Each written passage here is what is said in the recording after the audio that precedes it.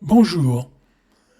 Pour commencer ce podcast sur le signe du Gémeaux, je ne résiste pas à l'envie de vous lire quelques lignes écrites par une astrologue dont je tairai le nom par charité.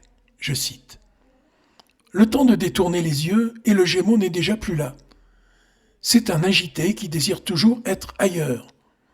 Léger et prime sautier, il lui faut sortir, voyager, échanger ses idées, s'exprimer sur tous les plans. Sinon, il souffre d'angoisses multiples et complexes. Fin de citation. Bref, si l'on en croit la personne qui a écrit ces lignes, le Gémeaux, c'est un incorrigible bavard qui n'a pas grand-chose dans le crâne. Voilà le genre de poncif que beaucoup annonnent à propos du Gémeaux. Dans ce podcast, je vais essayer d'être sérieux et d'éviter de répéter à mon tour ce genre d'ineptie. Avant de plonger dans l'univers du Gémeaux, je voudrais vous indiquer que ce podcast appartient à une playlist sur cette même chaîne qui s'appelle Signes astrologiques.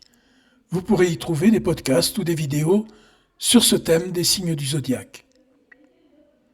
Par ailleurs, si ce podcast vous intéresse et vous plaît, merci de l'indiquer sous cette vidéo, de le partager et de laisser un commentaire.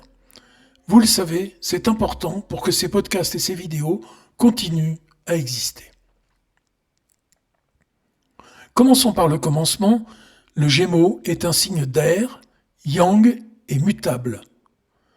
Cela veut dire que, dans son cas, l'énergie est projetée vers l'extérieur à partir de son centre.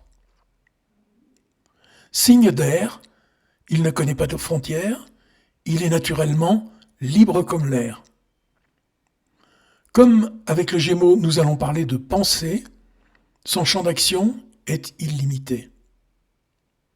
C'est un signe mutable, il est donc adaptable et mouvant, ce qui ne veut pas dire instable, mais en mouvement, en mutation, perpétuellement. C'est le signe des Jumeaux, et il correspond donc à une forme de pensée double. Si vous êtes du signe du Gémeaux, vous êtes à l'aise pour confronter une idée à son contraire, pour le débat d'idées. Vous appréciez les contrastes, voire les contradictions, celles qui conduisent à envisager une même chose sous deux angles différents. Vous êtes probablement très à l'aise dans l'échange créatif, et c'est ainsi que vous transformez toute conversation, et même tout bavardage, en une séance de communication authentique. Disons-le tout de suite, la pensée du Gémeaux est logique. Elle fonctionne par déduction, et elle cherche à répondre à la question « Comment ?» Comment le monde fonctionne-t-il ? Et en particulier, le monde proche, celui qui entoure le Gémeaux. De ce point de vue, vous fonctionnez différemment du Sagittaire qui vous est opposé sur le zodiaque. La pensée du Sagittaire est, elle, non linéaire. Elle fonctionne par intuition. Et elle cherche à répondre à la question « Pourquoi ?» Pourquoi le monde est-il tel qu'il est ? Quel sens a-t-il ? Et là, il s'agit du vaste monde. C'est la métaphore classique, un peu passée de mode il est vrai, du cerveau gauche et du cerveau droit.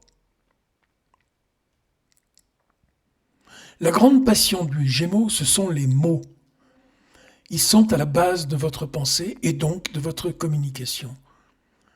Vous avez un grand besoin de nommer les choses, car c'est ainsi que vous organisez votre vision du monde, que vous y mettez de l'ordre. Alors, vous pouvez communiquer, avec vous-même d'abord, par les processus de dialogue interne, et avec autrui. Je cite Dan Rudyard dans Le rythme du zodiaque.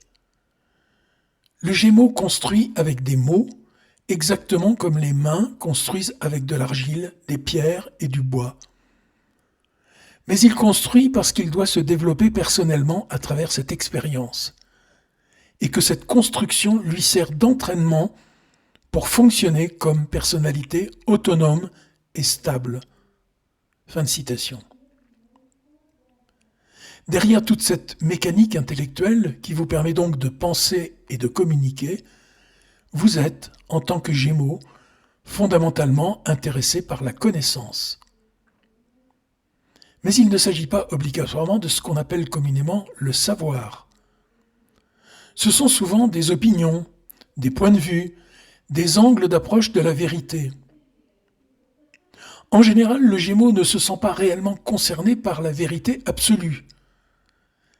Cette dernière est plutôt le sujet de la quête du Sagittaire, de Jupiter, de la maison 9. Comme vous le savez, le signe du Gémeaux est en analogie avec la maison 3. Le signe de la cuspide de cette maison, la position de la planète maîtresse de ce signe, tout cela dit comment vous pensez et comment vous communiquez sur ce que vous pensez. Mercure est la planète maîtresse du Gémeaux. Elle a bien sûr beaucoup à dire sur votre fonctionnement. Par exemple, la planète Mercure est très liée à votre mémoire à court terme. C'est une mémoire factuelle, celle des faits plutôt que des émotions qui leur sont attachées. Elle concerne votre existence actuelle.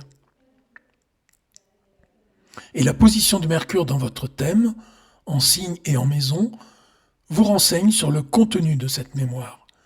Par exemple, sur les entraves qu'elle oppose à votre volonté de penser et de communiquer librement.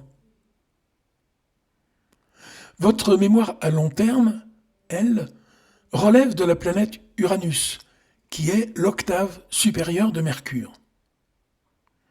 Dans une perspective karmique, c'est elle la mémoire de vos existences passées. En astrologie médicale, on considère habituellement que Mercure correspond à l'audition. En anglais, il s'agit du mot « hearing ». Le Gémeaux serait-il le signe qui sait le mieux entendre les autres ? Pas sûr, car entendre ne signifie pas qu'on sait écouter, qui en anglais se dit « listening ». C'est plutôt la planète Vénus qui correspondrait à cette caractéristique. Que vous dit dans votre thème la position en maison du signe des Gémeaux ? Elle vous indique l'endroit où la vie ne veut pas vous voir vous enliser dans la routine. Elle vous indique les activités, les domaines d'expérience où il vous est demandé de vous adapter en permanence. Et cela implique plusieurs choses. D'abord, de vous libérer de votre passé, des entraves qui l'opposent à votre développement. Et ce sont précisément ces activités-là qui peuvent vous le permettre. Ensuite, de savoir saisir les opportunités, ce qui suppose d'être capable de les discerner lorsqu'elles se présentent et d'être disponible pour des changements fréquents. Enfin, de considérer votre vie de Gémeaux avec un certain détachement, avec lucidité et même avec un certain sang-froid.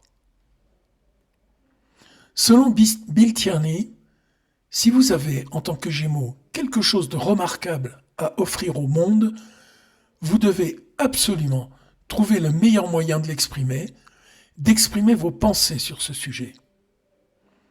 Car il n'est pas dans la nature du Gémeaux de rester silencieux trop longtemps. Votre quête, comme celle de tous les Gémeaux, est souvent impatiente. Car le Gémeaux cherche souvent à obtenir sans attendre la réponse à ses questions.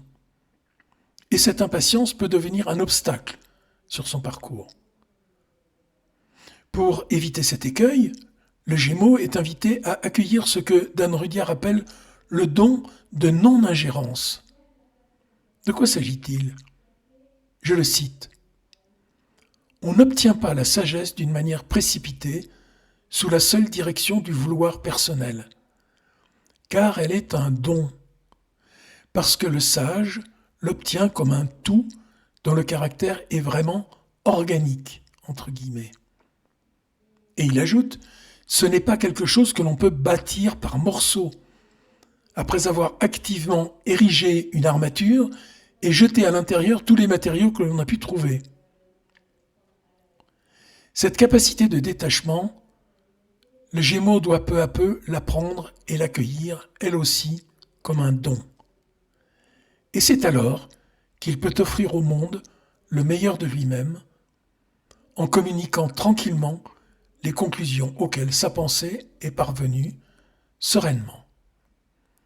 Merci de votre attention et à bientôt.